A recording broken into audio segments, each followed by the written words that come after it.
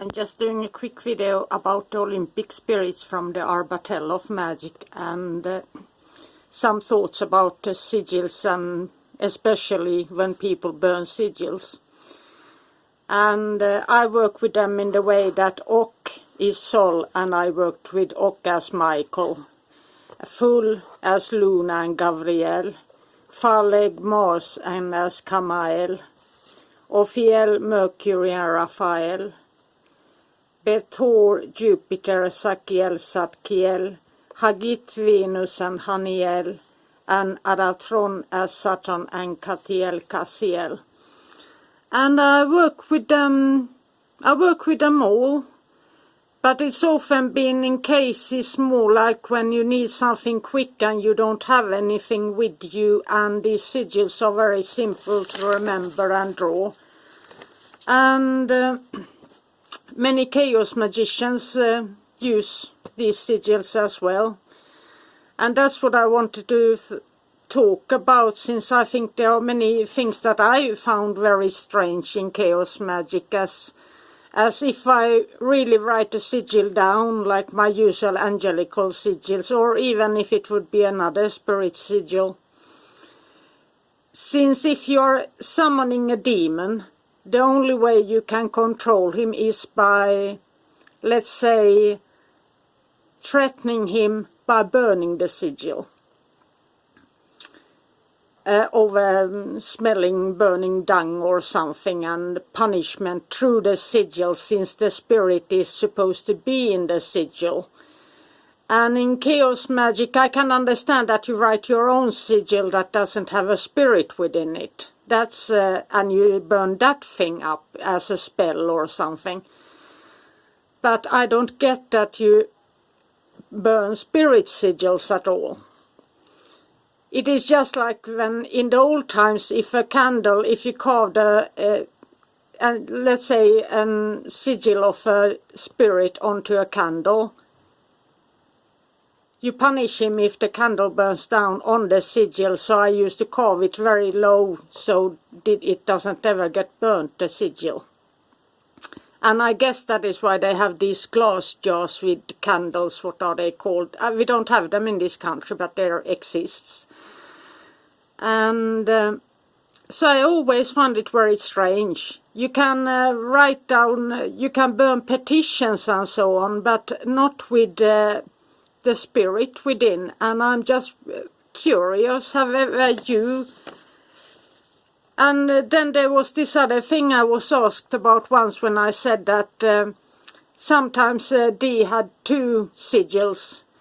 And he had one under his left foot and one in his hand when they did the scrying. And that you have a sigil under your left foot, it wasn't punishment so much as to get it to ground on earth. Since you stand on earth and you have the sigil under your foot, so that isn't like threatening to burn or harm the spirit.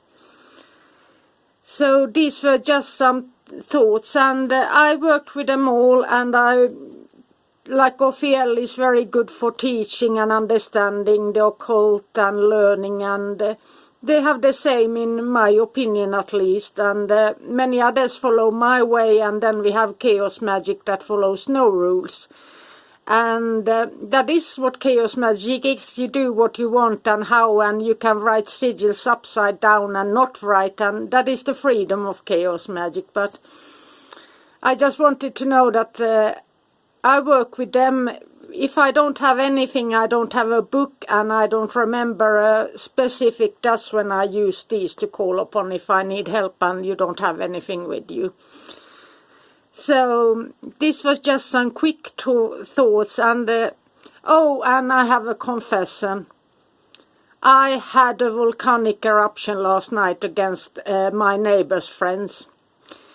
At 2:30 in the night, they have lost their keys, or friends of his have lost their keys, and they leave the door open. It's actually a code, but they put something between the door, and they come up the stairwell, so start banging on his door.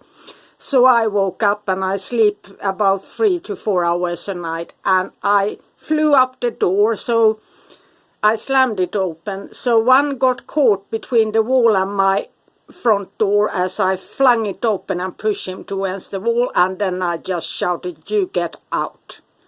You're waking up every baby, there are sick people here, and they don't have keys. And they come and go, and these buildings weren't built for, they were built for workers who worked in the factories. There are thin walls and we can hear everything." And they just keep on doing that every night. So I flew up and threw all 4 men out of the building. And then I heard them complaining that I can't go into the building to visit my friend. There's a wild, angry woman there with terrible temper. And that was one of the rare occasions when I flipped. And I never called the police to throw them out. I threatened them out by myself, and that was a stupid thing to do, but I had to confess it or I wouldn't be honest. So somebody got himself a bit hurt when they leaned against my front door and I pushed it open, and they got stuck between the wall and my door as I really went out for them. They have no business here.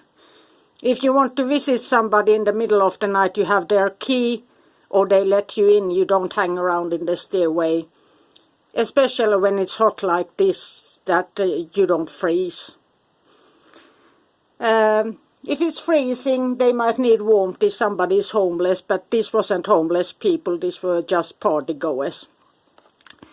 So that was all for now, and sometimes my temper flares up and I'm not proud of it, but I thought that I make a confession out of it today. So have a magical day, and we all fail in one way or another, and this was a big failure for me to lose my temper. I hate myself when I lose my temper. Have a magical day. Bye for now.